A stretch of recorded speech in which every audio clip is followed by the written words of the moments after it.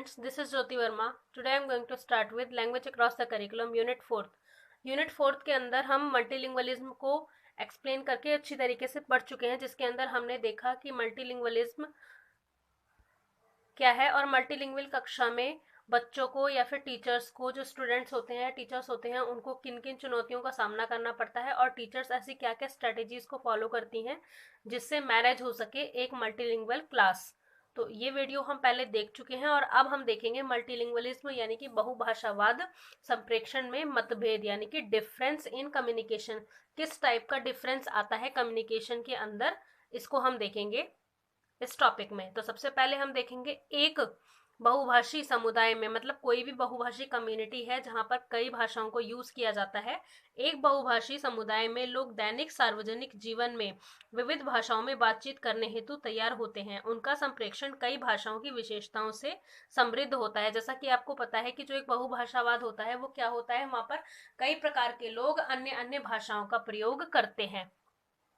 तो इसमें विशेषताओं से समृद्ध होता है। इसका कारण यह हो सकता है कि वे अन्य लोगों से अधिकांश समय उनकी भाषा बोलने की अपेक्षा नहीं रखते हैं।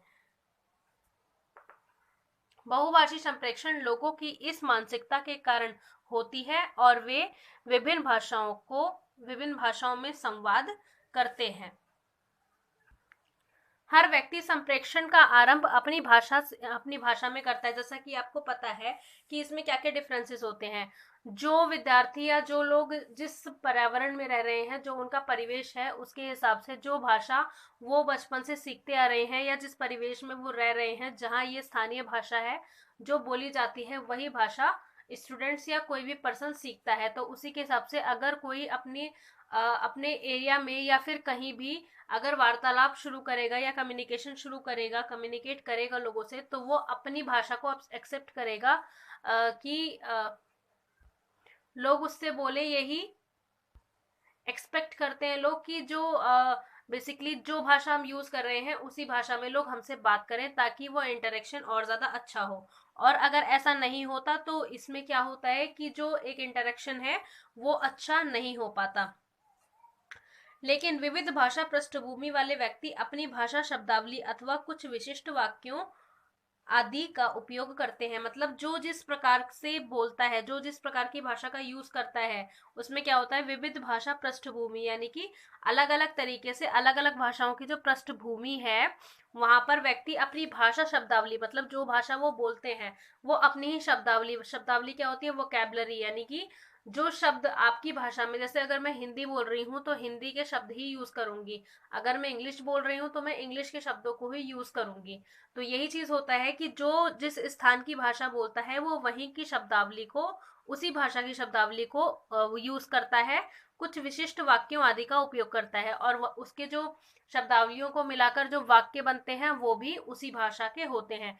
इसी प्रकार एक कक्षा में वार्तालाप करते हुए, कक्षा के अंदर क्या होता है, अगर हम बातचीत कर रहे हैं, टीचर स्टूडेंट या फिर स्टूडेंट ही स्टूडेंट से बातचीत कर रहे हैं, तो कक्षा में क्या होता है, एक कक्षा में वार्तालाप यानी कि कम्युनिकेशन करते हुए शिक्षक छात्रों के साथ क्षेत्रीय अथवा स्थानीय भाषा में संवाद आरंभ करते हैं। जो उनकी क्षेत्रीय भाषा है, जिस क्षेत्र में वो रह रहे हैं, जो उनका ज्योग्राफिकल एरिया है, उसके हिसाब से ही लैंग्वेज का यूज होता है। या अगर हम पूरे ज्योग्राफिकल एरिया को ना लेकर अगर उस स्थान की ही भाषा को लें, क्योंकि बेसिकली ऐसा होता है कि अगर हम इंडिया में रह रहे हैं तो हम यहाँ की मदर टंग क्या है, मातृभाषा क्या है, हिंदी। लेकिन कुछ ऐसे एरियाज होते हैं, जैसे गाँव के एरियाज होते हैं, जहां पर उस स्थान की ही पर्टिकुलर भाषा यूज होती है और एक हिंदी भाषा लोग एक्स्ट्रा में जानते हैं। इंग्लिश भाषा का बहुत कम यूज होता है ऐसे गांव के या छोटे कस्बों के एरिया में, तो वो अपनी स्थानीय भाषा का ही विद्यालय में भी उपयोग करते हैं। लेकिन जो शहर में है या अन्य जगहों पर है, तो वहां पर क्या होता है कि वहां की जो स्थानीय भाषा है या फिर जो क्षेत्रीय भाषा है, हिंदी है, वो यूज होती है, प्लस जो कॉमन लैंग्वेज हमारी इंग्लिश है उसका यूज भी लोग करते हैं।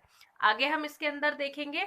इसी प्रकार एक कक्षा में वार्तालाप करते समय शिक्षक छात्रों के साथ क्षेत्रीय अथवा स्थानीय भाषा में संवाद आरंभ करते हैं, लेकिन छात्र मिश्रित भाषाओं में प्रतिक्रिया देते हैं। अगर बहुभाषावाद है कक्षा में तो बच्चे क्या करेंगे, मिश्रित भाषाओं में प्रतिक्रिया देंगे। आंसर किस में देंगे, विभिन्न भाषाओं में, मिश्रित भाषाओं में, यानी कि जो मान लीजिए एक बच्चा किसी अदर स्टेट का है, दूसरा किसी अदर स्टेट का है, तो वो अपने हिसाब से जिस परिवेश में वो रहा है, जो उसका एनवायरनमेंट रहा है, वो अपने हिसाब से ही भाषा का यूज करेगा टीचर्स को आंसर देने के लिए। अंततः शिक्षक कक्षा में सभी छात्रों द्वारा सर्वोत्तम संभव समझ की सुविधा प्रदान करने के लिए मिश्रित भाषा के उपयोग का सहारा लेते हैं। इस प्रकार आधुनिक समाज में बहुभाषी संप्रेषण अपरिहार्य है। आगे हम देखेंगे इसी का नेक्स्ट पॉइंट, जिसके अंदर है संप्रेषण में मतभेद, समस्याएं एवं समाधान। यानी कि जो संप्रेषण है, जो डिफरेंस है कम्युनिकेशन के अंदर, उसके अंदर जो मतभेद है उसमें क्या क्या समस्याएं आती हैं और क्या क्या समाधान निकल सकते हैं। संप्रेषण में मतभेद का एक अन्य महत्वपूर्ण पहलू विविध भाषाओं के बीच, मतलब विविध भाषाएं मतलब क्या, जो डाइवर्सिटी है उसके अंदर जो भाषा का एक पार्ट होता है, डाइवर्सिटी कई आधार पर कई तरीके से होती है। मतलब जैसा कि हमारी परंपराएं, हमारे जो रीति रिवाज हैं वो अलग होते हैं, हमारा खाने पीने का तरीका, हमारी पोशाक या हमारी भाषा जो मेन है, मतलब जो भाषा के आधार पर विविधता होती है। विविध भाषाओं के बीच संसार में अपरिचित संहिताओं को स्वीकार करने की तत्परता है। लोग उनके संप्रेषण में भाषा विविधता के संदर्भ में अपने हितों को प्राप्त करने हेतु विभिन्न भाषा संकेतों एवं संसाधनों में समान आधार की खोज करते हैं। यह विभिन्न भाषा पृष्ठभूमि वाले लोगों के बीच बुद्धिमत्ता में वृद्धि करता है तथा संप्रेषण को सुविधाजनक बनाता है। लोग उपरोक्त कथित विभिन्न नीतियों को अपनाकर अपने स्वयं के मानदंडों का विकास करते हैं। आगे हम देखेंगे मानदंडों का स्थानीय संदर्भ में निर्माण किया जाता है, जो उनके संकेत एवं प्रयोजनों के अनुसार होते हैं। किसी का पूर्व निर्मित वाक्य विन्यास अथवा व्याकरण बहुभाषी लोगों के बीच संप्रेषण को समर्थन नहीं देता। मतलब अगर हम हिंदी भाषा को यूज कर रहे हैं और अगर हम उसकी व्याकरण को देखें तो वो दूसरी भाषा को समर्थन नहीं दे सकती। जो हिंदी भाषा है उसकी व्याकरण हिंदी भाषा ही एक तरीके से कवर कर सकती है, तो उसका किसी का पूर्ण निर्मित वाक्य विन्यास अथवा व्याकरण बहुभाषी लोगों के बीच संप्रेषण को समर्थन नहीं दे सकता। तो इसके अंदर आगे है, बहुभाषी संप्रेषण में एक व्यक्ति किसी भाषा का सामना करेगा, इसकी भविष्यवाणी करना बहुत कठिन है, इसलिए यह संवाद का समर्थन करने वाले कोई सार्वभौमिक संकेत नहीं है। इस प्रकार भाषा अधिगम एवं भाषा उपयोग साथ साथ चलते हैं। मतलब जो भाषा का अधिगम है उसकी लर्निंग है और भाषा का जो उपयोग है वो साथ साथ चलते हैं। जैसा कि आपको पता है, जब तक आप किसी भाषा को बोलेंगे नहीं तब तक आप उसका अधिगम नहीं कर सकते। इसीलिए जो भाषा की लर्निंग है उसका अधिगम है और जो भाषा का उपयोग है वो साथ में चलता है। जैसा कि अगर हम एग्जांपल ले लें, अगर आप इंग्लिश स्पोकन क्लासेस लेने जाते हैं कि आपको इंग्लिश स्पीकिंग आ जाए, तो उसका कोर्स करने के लिए क्या होता है, आपको उस परिवेश में रहना पड़ता है जिस परिवेश के लिए जिस परिवेश में आपको अंग्रेजी भाषा यानी कि इंग्लिश सीखनी है। तो आपको जहां भी आप कोचिंग क्लासेस ले रहे हैं वहां पर आपको रहना पड़ेगा और उस भाषा को सुनना पड़ेगा, समझना पड़ेगा, उसको लर्न करना पड़ेगा और उसका उपयोग भी करना पड़ेगा।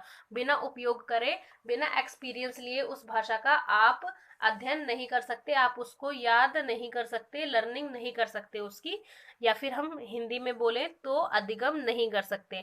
भाषा को उसके उपयोग के द्वारा सीखा जाता है। भाषा जो है उसके उपयोग के द्वारा, जैसा कि आपको पता है कि आपको अगर इंग्लिश सीखनी है तो आपको इंग्लिश का एक एनवायरनमेंट क्रिएट करना पड़ेगा, या तो आप खुद क्रिएट करें या फिर आप ऐसे कोचिंग क्लासेस ज्वाइन करें जहां पर इंग्लिश लैंग्वेज बोली जाती है, तभी आप उसका उपयोग करके उसको सीख पाएंगे।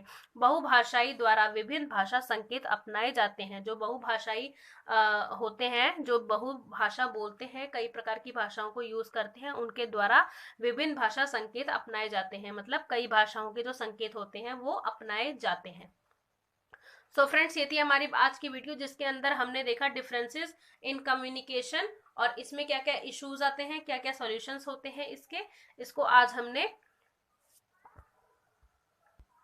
ब्रीफ में देखा। आई होप आपको ये वीडियो पसंद आया होगा। सो मेरे चैनल को सब्सक्राइब करें, वीडियो को लाइक करें, शेयर करें और कमेंट करें।